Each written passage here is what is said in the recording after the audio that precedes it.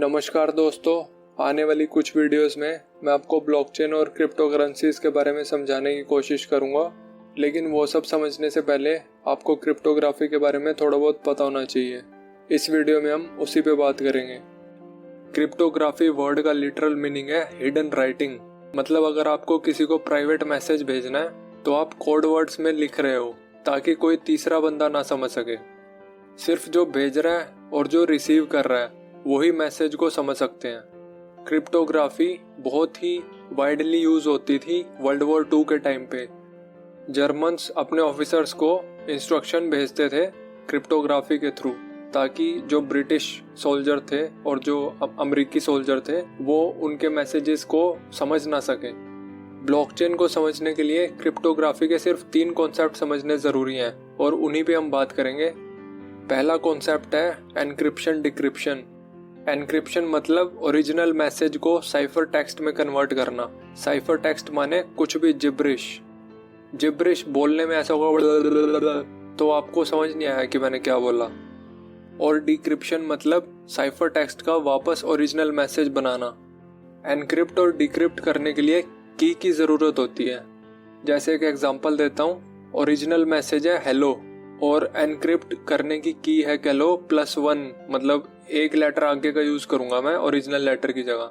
जैसे हेलो के एच में मैं आई यूज करूंगा, ई की जगह एफ यूज करूंगा, एल की जगह एम यूज करूंगा और ओ की जगह पी यूज करूंगा। तो एक एक आगे वाला लेटर मैं उठा के यूज कर रहा हूँ। तो मैं मैसेज भेजूंगा IFMMP। तो ये किसी तीसरे बंदे को समझ में नहीं आएगा कि मैंने क्या मैसेज भेजा है।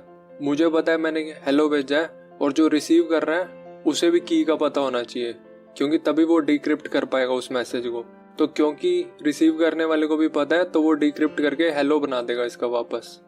एनक्रिप्शन डिक्रिप्शन 2 तरह की हो सकती है, सिमेट्रिक या असिमेट्रिक। सिमेट्रिक में एनक्रिप्शन और डिक्रिप्शन दोनों के लिए सेम की यूज होगी। जो मैंने आपको हेलो वाला एग्जांपल दिया है उसमें सिमेट्रिक क्रिप्टोग्राफी थी। मैंने बहुत ही सिंपल एग्जांपल दिया था, बट ये की कुछ भी हो सकती है। जैसे विंडोज एक्टिवेशन की होती है वैसे ही बहुत बड़ी भी हो सकती है। लेकिन सिमेट्रिक क्रिप्टोग्राफी में दिक्कत यह है कि चाबी मैसेज रिसीव करने वाले को भी पता होनी चाहिए। तो या तो आपको मिलके बताना पड़ेगा या फिर फोन पे बताना पड़ेगा, और इस दौरान कोई तीसरा बंदा आपकी बात सुन सकता है और फिर आपके सारे मैसेज समझ सकता है उस चाबी का इस्तेमाल करके। इसी प्रॉब्लम को सॉल्व करने के लिए आया असिमेट्रिक क्रिप्टोग्राफी, जिसमें एनक्रिप्ट करने वाली की डिक्रिप्ट करने वाली की से अलग होती है। दोनों कीज आपस में मैथमेटिकली लिंक्ड होती हैं। जैसे जूते का जोड़ा होता है वैसे ही की का जोड़ा होता है। आप कोई भी चाबी यूज करके एनक्रिप्ट कर सकते हैं, लेकिन डिक्रिप्ट उसकी जोड़ीदार चाबी से ही होगा। इन दोनों कीज का नाम प्राइवेट की और पब्लिक की रखा जाता है। पब्लिक की आप पूरी दुनिया के साथ शेयर कर सकते हैं और प्राइवेट की सिर्फ खुद के पास ही रखते हैं। आपकी पब्लिक की का इस्तेमाल करके लोग मैसेज एनक्रिप्ट करके आपको भेज सकते हैं। सिर्फ आप ही उन मैसेजेस को डिक्रिप्ट कर सकते हैं अपनी प्राइवेट की यूज करके।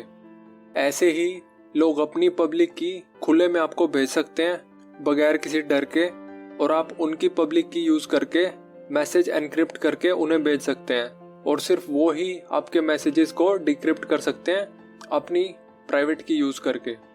ब्लॉकचेन में असिमेट्रिक क्रिप्टोग्राफी ही यूज होती है, 2 जगह पे यूज होती है। पहला आपके अकाउंट नंबर के लिए आपकी जो पब्लिक की होती है वही आपका अकाउंट नंबर है। दूसरा, अगर आप अपने खाते से किसी को बिटकॉइन या कोई और क्रिप्टो करेंसी भेजना चाहते हैं तो आप अपनी प्राइवेट की से उस ट्रांजैक्शन को ऑथराइज करेंगे। पब्लिक की आपका अकाउंट नंबर हो गया और प्राइवेट की आपके अकाउंट का पासवर्ड हो गया जो सिर्फ आपके पास है। आपको पैसे कोई भी भेज सकता है, लेकिन आपके खाते से पैसे कोई नहीं निकाल सकता जब तक आपकी प्राइवेट की आपके अलावा किसी और के पास नहीं है। अब चलते हैं दूसरे कॉन्सेप्ट पे, जिसका नाम है हैश फंक्शन। जैसे मैथमेटिक्स में ऐड, सब्ट्रैक्ट, मल्टीप्लाई और डिवाइड फंक्शन होते हैं, वैसे ही होता है हैश फंक्शन। जैसे मैं आपको बताता हूँ, ऐड फंक्शन में आप 3 + 2 इनपुट देंगे और रिजल्ट आएगा 5। ऐसे ही सब्ट्रैक्ट फंक्शन में आप 3 - 2 डालेंगे तो उसका आउटपुट 1 आएगा। वैसे ही हैश फंक्शन भी कुछ मैथमेटिकल स्टेप्स फॉलो करके इनपुट डेटा का एक आउटपुट देता है। हैश फंक्शन भी 2 तरह के होते हैं, बेसिक हैश फंक्शन और क्रिप्टोग्राफिक हैश फंक्शन। ब्लॉकचेन में क्रिप्टोग्राफिक हैश फंक्शन यूज होता है और उसी के बारे में हम बात करेंगे। क्रिप्टोग्राफिक हैश फंक्शन वो होते हैं जिनमें आप कुछ भी इनपुट दे सकते हैं और उसका आउटपुट हमेशा यूनिक होगा, फिंगरप्रिंट की तरह। कुछ कैरेक्टरिस्टिक्स जो क्रिप्टोग्राफिक हैश फंक्शन के होते हैं उनकी बात करते हैं अब। किसी भी दी गई इनपुट के लिए आउटपुट हर बार वही आएगी। जैसे कि अगर इनपुट है हेलो और आउटपुट है ABCDE, तो ये यूनिक आउटपुट है जो कि सिर्फ हेलो की आएगी और किसी की नहीं आएगी।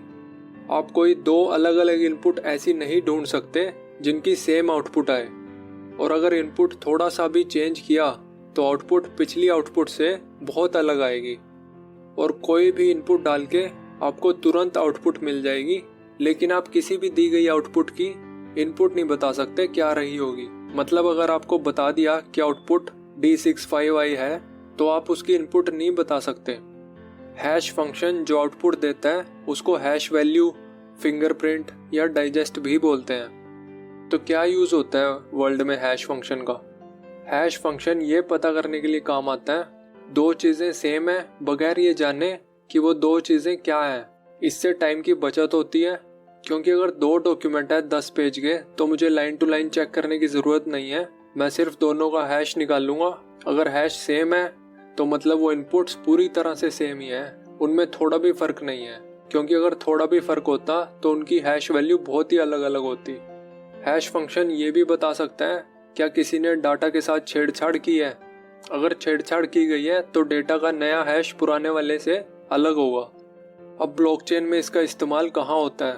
क्योंकि ब्लॉकचेन एक रजिस्टर है जिसमें सारी ट्रांजैक्शन रिकॉर्ड होती है, तो ये ज़रूरी है कि अगर कोई उस रजिस्टर से छेड़छाड़ करे तो सबको पता चल जाए। इसी के लिए हैश फंक्शन यूज होता है। इसके अलावा चोरों को छेड़छाड़ करना भी बहुत महंगा पड़े, इसके लिए भी हैश फंक्शन यूज होता है। ब्लॉकचेन में कुछ भी नया डेटा एंटर करने के लिए या पुराना चेंज करने के लिए एक हैश पजल सॉल्व करना पड़ता है, जो सॉल्व करना बहुत ही महंगा पड़ता है। तीसरा, ट्रांजैक्शन डेटा की हैश वैल्यू निकाली जाती है ताकि छोटा और मैनेजेबल किया जा सके। क्योंकि कितनी भी बड़ी इनपुट हो, हैश फंक्शन की आउटपुट फिक्स्ड लेंथ की होती है जो कि मैनेजेबल होती है कंपेयर टू जो इनपुट डेटा होता है जो कि बहुत बड़ा भी हो सकता है। अब चलते हैं तीसरे कॉन्सेप्ट पे, जो है डिजिटल सिग्नेचर।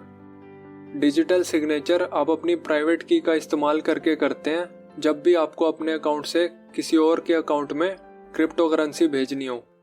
एक तो हैंड रिटन सिग्नेचर होते हैं जो आप अपने हाथ से मारते हैं, लेकिन ऑनलाइन कामों के लिए आप इलेक्ट्रॉनिक सिग्नेचर करते हैं। ये 3 तरह के होते हैं इलेक्ट्रॉनिक सिग्नेचर जो कि हम करते हैं यूजुअली। पहला, आप अपने हैंड रिटन सिग्नेचर कागज पे मार के अपलोड करते हैं। ये एग्जाम फॉर्म भरते हुए कभी कभी देने पड़ते हैं। दूसरा, अपना पूरा नाम लिख देते हैं एक बॉक्स में। ये डिक्लेरेशन साइन करते हुए देने होते हैं। डेट और जगह भी लिखी होती है वहाँ पे, आपने देखा होगा फॉर्म भरते हुए। ये भी इसमें यही होता है कि मैंने सब कुछ सही भरा है, मैं ये एग्री करता हूँ। तीसरी तरह का इलेक्ट्रॉनिक सिग्नेचर होता है डिजिटल सिग्नेचर। ये जिब्रिश होता है, मतलब साइफर टेक्स्ट की फॉर्म में होता है जो देख के समझ में नहीं आता कि ये क्या चीज़ है। तो डिजिटल सिग्नेचर क्या होता है और क्यों इसकी ज़रूरत पड़ी? डिजिटल सिग्नेचर के अलावा जो भी सिग्नेचर हैं उनमें 2 प्रॉब्लम है। पहली प्रॉब्लम है, आपके साइन करने के बाद डॉक्यूमेंट से छेड़छाड़ हो सकती है।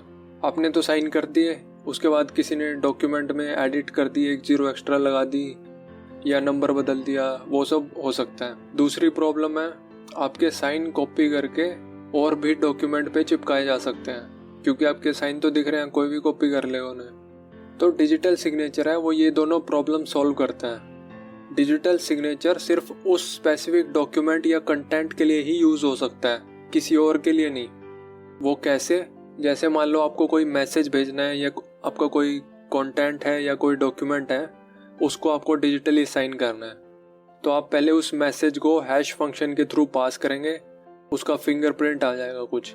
फिर उसका जो हैश आया है उसको आप प्राइवेट की से एनक्रिप्ट कर दोगे, फिर वो जिब्रिश बन जाएगा।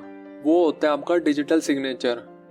आपने मैसेज के हैश को प्राइवेट की से एनक्रिप्ट कर दिया, वो हो गया आपका डिजिटल सिग्नेचर।